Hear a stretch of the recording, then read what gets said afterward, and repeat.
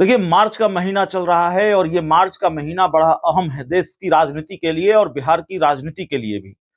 कभी भी लोकसभा चुनाव की तारीखों का ऐलान हो सकता है और बिहार में जो सियासी हलचल है उसकी लगातार चर्चा तो हम कर ही रहे हैं। बिहार के अलग-अलग लोकसभा क्षेत्रों और उसके समीकरणों की बात भी हम इस दौरान भी करेंगे। आज लोकसभा सीट है, सीवान की लोकसभा सीट, उसके बारे में चर्चा करेंगे।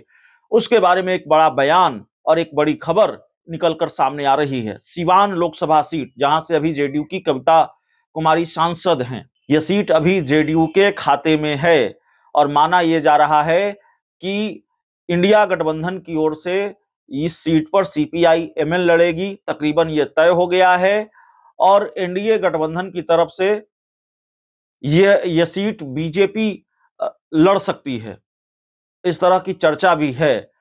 तो सीवान लालू का गढ़ रहा है।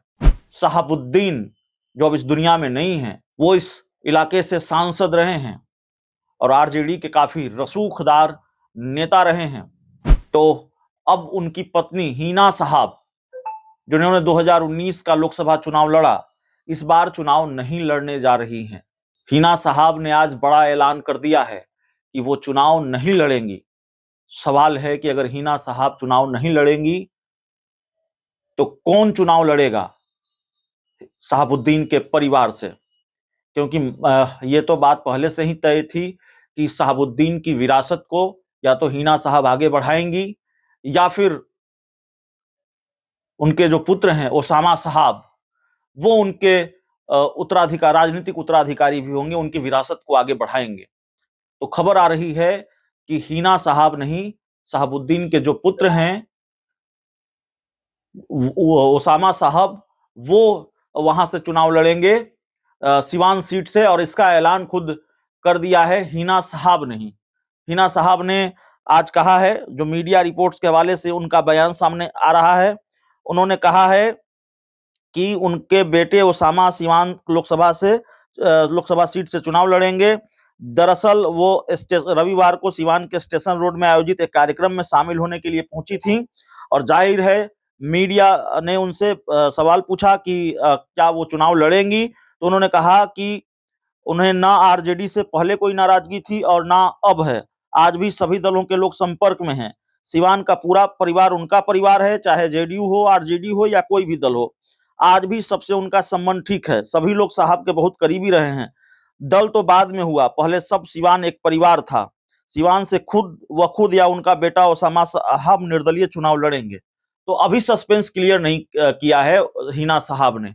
उन्होंने इस बात की गुंजाइश भी छोड़ी है कि वो खुद भी चुनाव लड़ सकती हैं। उन्होंने ऐसा नहीं कहा है, जो हमने आपको पहले बताया, जिसकी चर्चा हमने की कि हिना साहब चुनाव नहीं लड़ेंगी। नहीं, इसकी गुंजाइश है। जो बयान उनका निकल कर सामने आ रहा है, वो खुद भी चुनाव लड़ सकती हैं।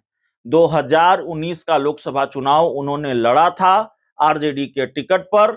इस बार आरजेडी से उनकी दूरियां रही हैं। हिना साहब चाहे जो कहें, एक बार उन्होंने यह भी कहा था कि उनका किसी पार्टी से कोई नाता नहीं है। एक बार उन्होंने यह भी कहा था कि वो लोकसभा का चुनाव लड़ेंगी।